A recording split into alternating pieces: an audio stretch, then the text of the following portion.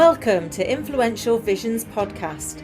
Here we interview futuristic leaders who share their deep industry knowledge and business experience with you, ensuring you have your finger on the pulse and your eyes wide open. In this series about imposter syndrome, our regular host Nathaniel Schooler is joined by Kim Adele-Platz as they interview leaders from around the world, sharing how they overcame their inner imposter. Today, we're really grateful to be joined by Irene Lyakovetsky, and welcome, Irene. Thank you, Nathaniel. Thank you, Kim. Real pleasure. So, yeah, I know you're an ex-IBMer. You were at IBM for sort of 20 plus years in the technology industry, right? And, you know, dealing with worldwide marketing, strategy, execution, tech acquisition, integration, and all sorts of other things within the technology industry, right? And, you know, now you've launched your own talk show, which is fantastic, called SaugaTalks, right?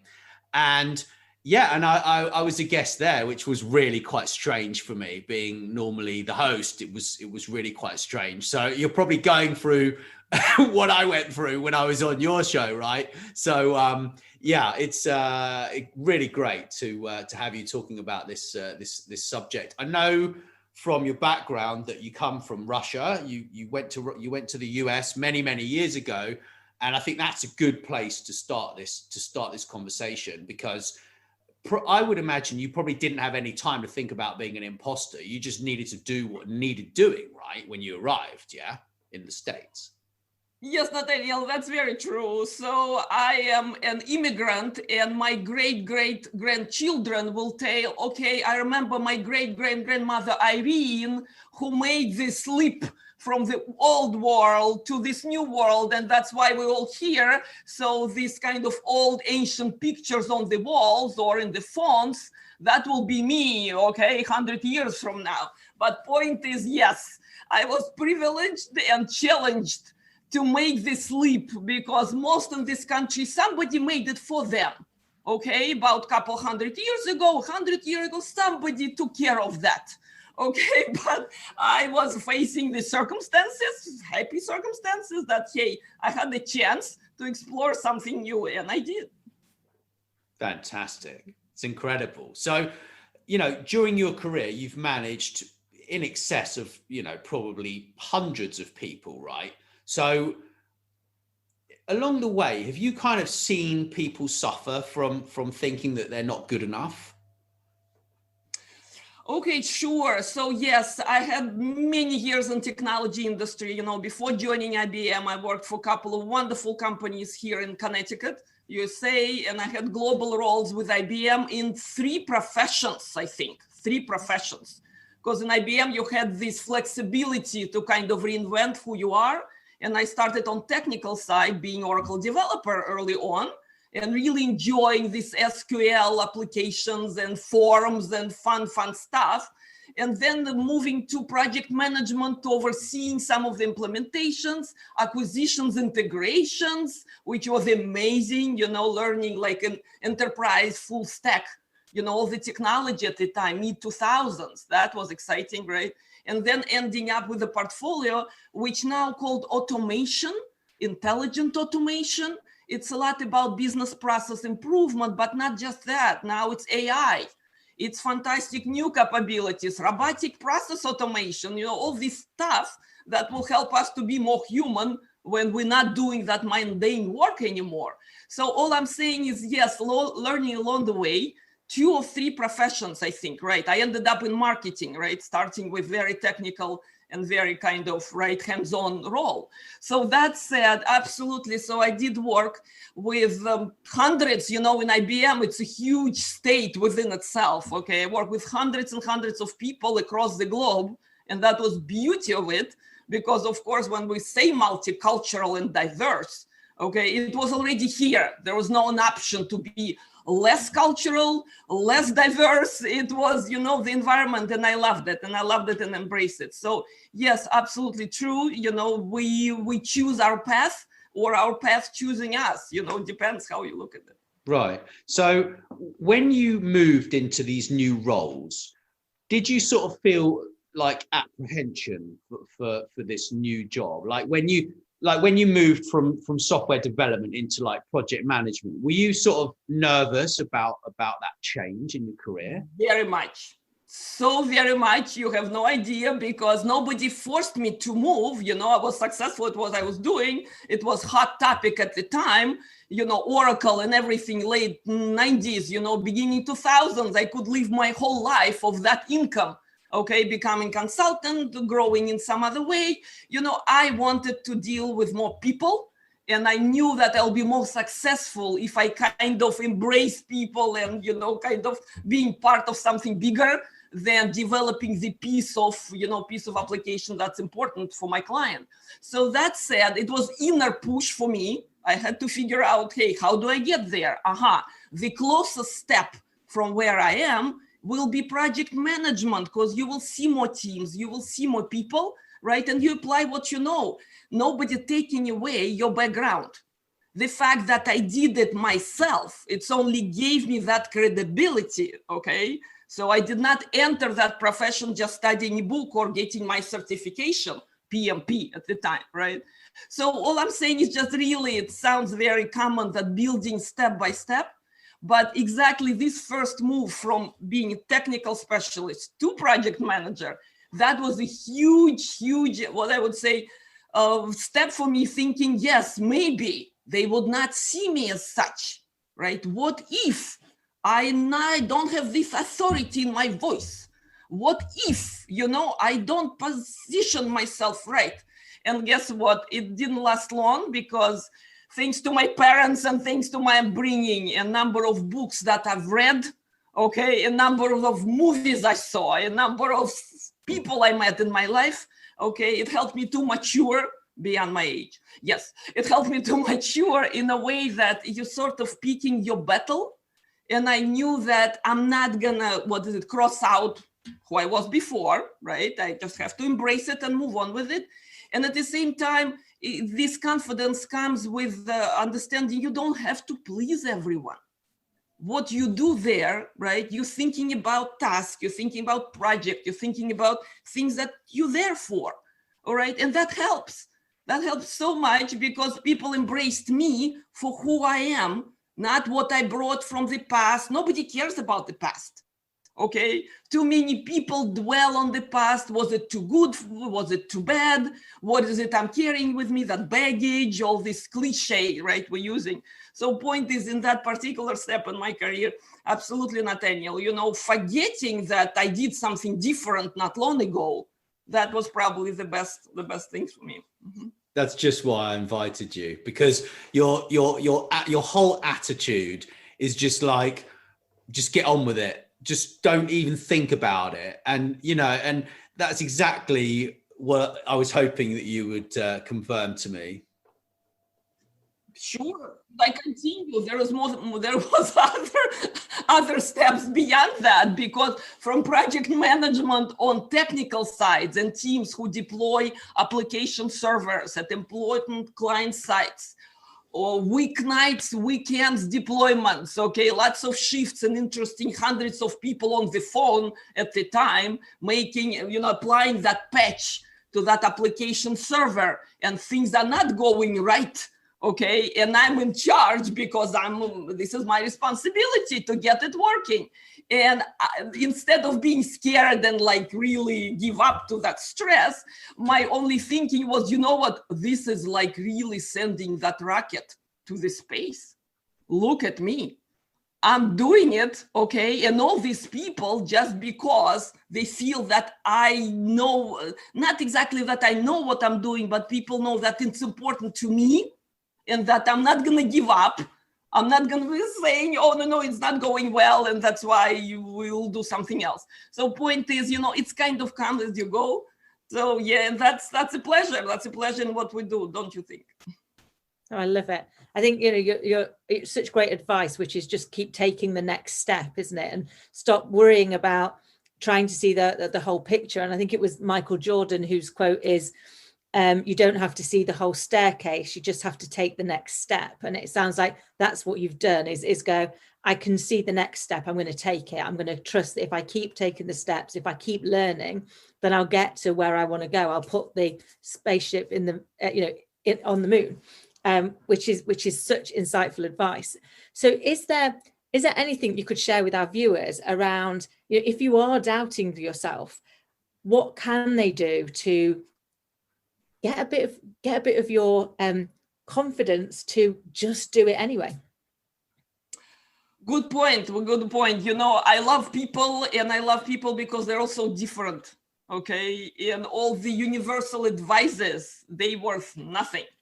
So that said, I would think what I found hopeful for, my friends, for everyone, who were in touch with me, my colleagues, sometimes they needed advice and they were thankful in the end, and I keep, great relationship going for years and years after that, So if anything I've learned is that if you really like in this down place where you feel things are not going well, okay, and my boss doesn't like me, and I don't like what I do, and things just awful. Things just awful. We've all been there. I've been there. We've all been there, okay, on that awful, awful day. And I would say one thing, okay, if you really feel low today, call it your awful day, okay? Just call it awful and just say something. You can use language, whatever you're comfortable with, okay, around it. Just say something, this is awful. I hate it. Okay, this is awful. And move on. And move on. And to move on, either smile or see the face that you like, or see the cat that you admire, or see something. I know it's again very banal, very common, but see the sunrise, okay? And if you're not a morning person, see the sunset. Okay, just see something, just do something about it, okay? Don't just dwell that this is awful, the world hates me. World doesn't hate anybody, at best, world does not care. How about that? Okay, for somebody to inflict a strong emotion like hatred or love or admiration, most people, and they feel, I'm ignored. Look, I've done something, nobody sees it, I need something. So again, as far as universal advice goes, okay, I'm sure there's something in your life, your favorite book and your favorite cat. Maybe it's your favorite wife, I don't know how you look at it, okay? Husband sometimes can be helpful, not always, but sometimes. So with that, kids, endless source of inspiration. So all I'm saying is just don't stir up that pot, because nothing good comes out of it, feeling awful, okay? We responsible to being happy to ourselves and our loved ones. If you want to be happy, be it. I know it sounds awfully simple, but just call it awful what it is and move on. Very interesting. So it's basically just completely ignoring any of the really strong emotions around it and just saying, I'm just getting on with the next stage of my life, right? Or the next project or the next. And next stage could be next hour. How about that? Next stage can be starting right now. And kind of managing those emotions. This is what they call emotional, what is it? Intelligence, right? Intelligence, yeah.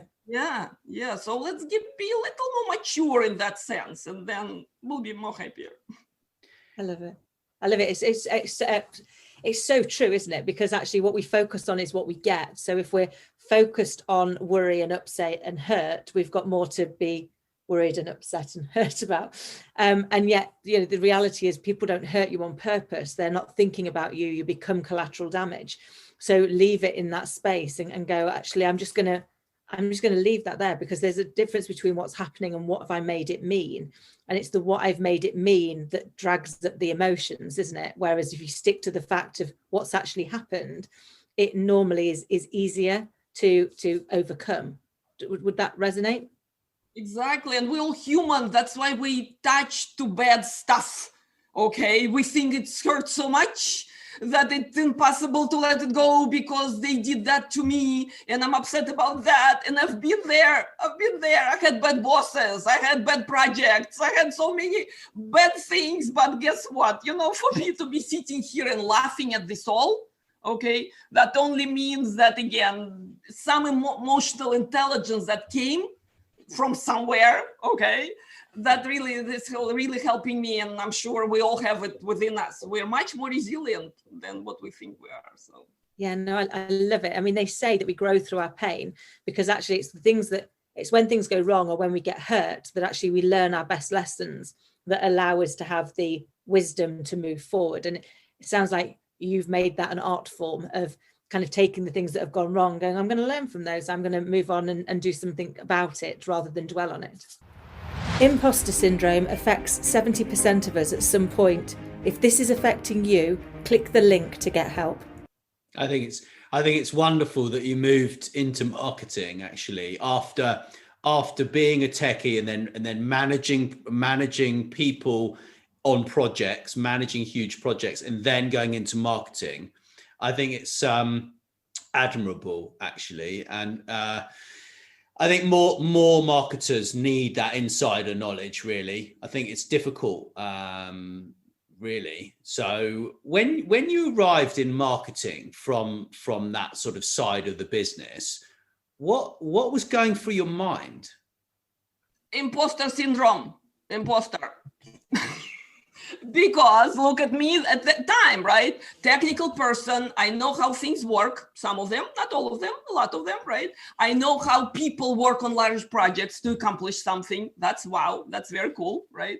At the same time, I knew almost nothing about marketing, okay? I only saw people do that, and I thought it's very cool. That's why, again, I set the new goal. I don't like the word goal, frankly, but setting new step, right? New step, I probably want to know, just curious, how does it feel doing that instead of what I do? And again, nobody pushed me there. I could have stopped at project management, was again happily there, my PMP certification in, and you can excel there. But no, I wanted to see what other people are doing. It's so cool at the time, right? So when I arrived, and thanks to, again, all these opportunities, so some bosses, future bosses, believed in me, right? Hiring me in this position. And at the time, it was one of the best bosses in my career. She saw my project management background, and she thought, you know what? Marketing is such an unstructured mess that I can use project manager. Yes, she doesn't know yet how to create good content or many other things, right? But she knows how to keep things going. And I just liked the way she perceived this new role, okay? So again, I was very lucky that people hired me without formal experience.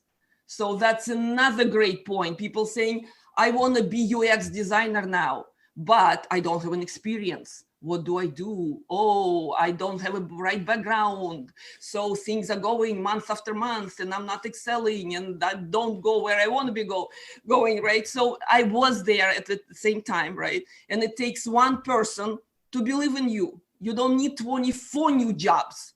You just need one position where kind of stars aligning correctly. That person believes in you and you invest your time and you believe in that person, that it will be a good journey. That's how I, look at any job. So speaking of marketing at the time, right? Again, I was excited, maybe overly excited, right?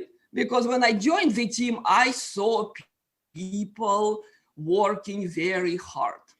I saw people less excited for sure.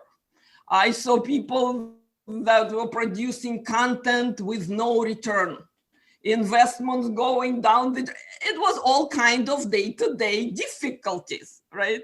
So again, I turned on my light, which was very deliberate. Nothing happens just because, okay? I turned up that light and I said, hey, I know what I know. I don't know what I don't know, all right? I don't know yet how to put the great content together, okay?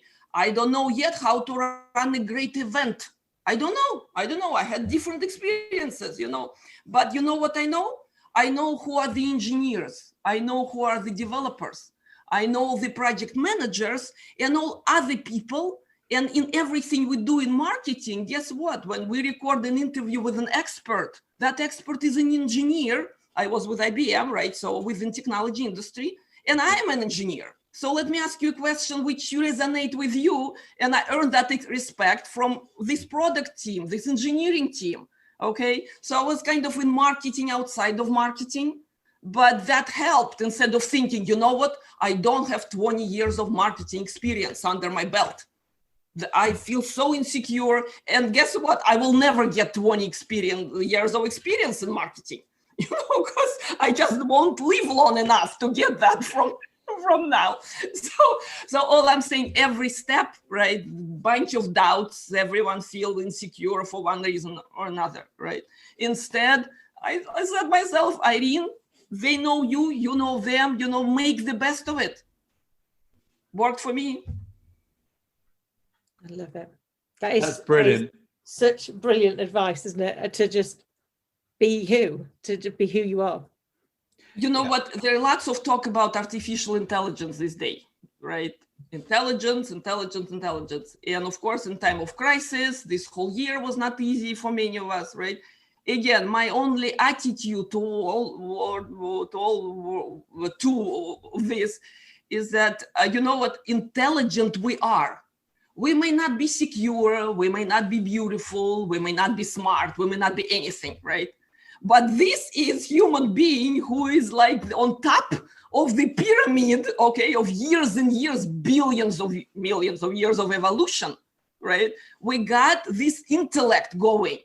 And instead of dwelling on problems and finding new barriers or even creating barriers for ourselves, okay, why don't we use this intellect to go over, this world and experiencing to be happy, whatever it means.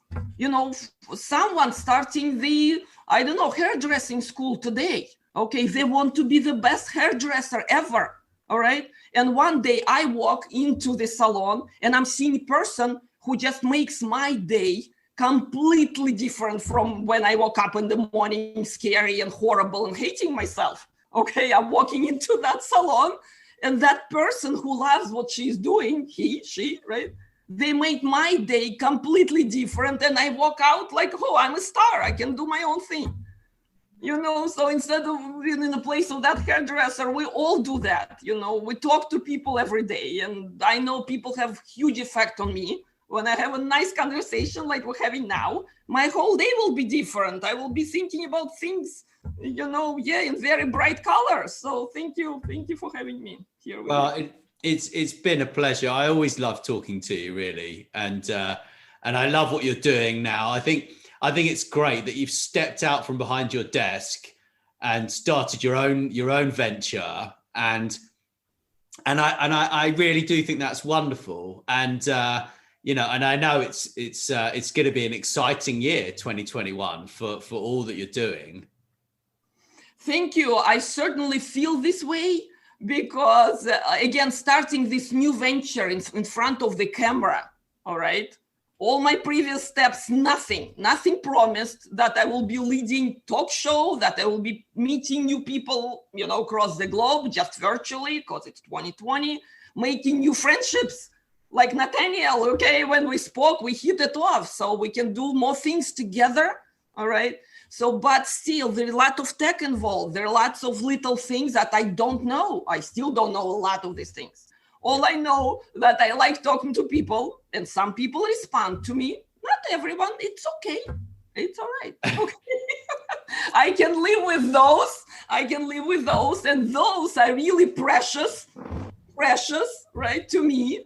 And I become something important for them. And from that base, right, we'll build something. So again, every day is a new step.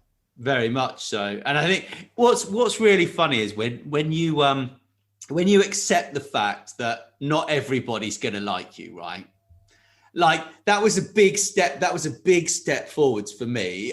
Probably only about a couple years ago, I read some sort of blog or, some piece of content, and it was like, not everyone's going to like you. Like so what, right? Like, and that's really quite liberating, because then you're not trying to fit yourself towards other people, right? You're like, I'm myself. If you don't like me, then, you know, there's the door, right? Like, that's just the most epic feeling. Yeah, I love that. There is a great quote that I found probably about a year ago, and it was a real eye opener for me, which is, I would rather be somebody's shot of whiskey than everybody's cup of tea. And I was like, that means that it really resonated, because I'd spent years trying to be everybody's cup of tea. And as a British person, that's ridiculous. We can argue about how we take our tea as much as we can about politics and religion. But suddenly realizing it was okay to be somebody's shot of whiskey. Wouldn't you much rather be that? For the right people to be their shot of whiskey, and for everybody else, they can go and find their own shot of whiskey.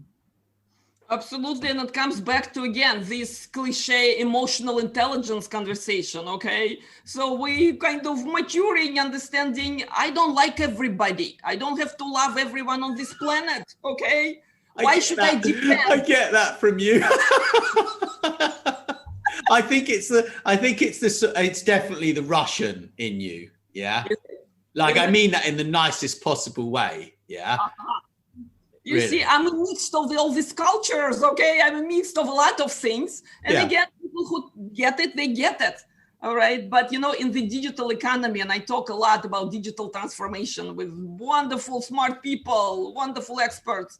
And if anything, I found that I love talking to people who are smarter than I am, okay? Me too. That gives me confidence. That gives me fun, instead of picking someone who I know I can dominate. I don't care about that. I don't, right? So speaking with these smart people, they telling me that in this digital economy, and we all know all the gadgets and all the apps and lots of measurements and analytics everywhere, right? Numbers, right? And all this passionate kind of interesting, I don't know, universe we're all in, where we put our emotions out, we put who we are, and we expect numbers. We expect numbers to tell us, right? Is it 1,000, 100,000? Is it I feel better that I got 2 more likes today or 24 more likes today? What is it, you know, what kind of feeling in me, right? Because of that. So again, my learning this year, painful learning, painful, instead of saying nobody likes me, nobody will ever watch me, I'm not gonna be the movie star, and I'm not gonna be YouTube top trending list, something like that, right? To me, numbers help. Numbers help. It's good to know. It's good to be aware. At the same time, let's not confuse what we do here. Let's not confuse. If we can help one person today who thinks feeling low, okay, and this one person, they will not even put like in. That's how low they are. They don't even feel to be kind of grateful at the moment. That's good too. That's good too. So let's do what we do, you know, for some internal reason, and not waiting for this justification all the time. That's what I'm learning as we speak. Yeah, us too. And I know Kim's got one last question for you somewhere or other. Yeah, I have. I mean, you've already shared so much amazing advice, and I completely take your point around having overly universal advice doesn't always help. But is there something that you've learned now that you wish you'd personally learned it earlier? You know what? It's probably every day. It's literally every day. I'm amazed. Okay, I am amazed how, small, we're using the step terminology today. So people will think Irene is about steps. Okay, I'm okay with that. But let's stay with steps concept. Okay, so every step today, it could be 5 steps. Let's put it this way, right? So every step is a kind of a thing where what I'm learning today, okay, you never know, okay? Next step brings you something you don't expect.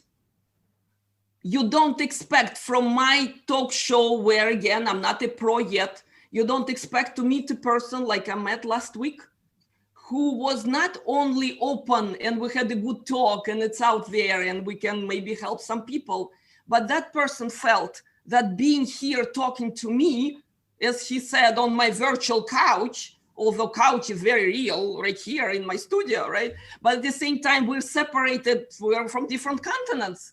But at the same time, the advice for people, discovery was for me that I impacted that person. And that person is very public, and that person is a speaker and entrepreneur and successful person on his own. But I impacted his day, he impacted my day. So again, I'm learning something that don't close on opportunity that's right there, next second. One click away, one phone call away, that's what, this life is about. So it's a wonderful world. Oh, wow, that's amazing. And can I just say thank you so much for impacting our day, because this has been a delightful conversation and I hope lots of people will take so much from it. So thank you for being so generous with your thoughts and your journey so far. Yeah, absolutely brilliant. And so if people want to follow SaugaTalks, it's SAUGA. I always get confused on how to pronounce it, I'm afraid. I'm sorry. How do you pronounce it? SaugaTalks. It is Sauga. Cool. So they literally go on LinkedIn, Twitter, and YouTube, and then they can go and listen to some of your talks, which are fantastic. So thank you again. Thank you for having me.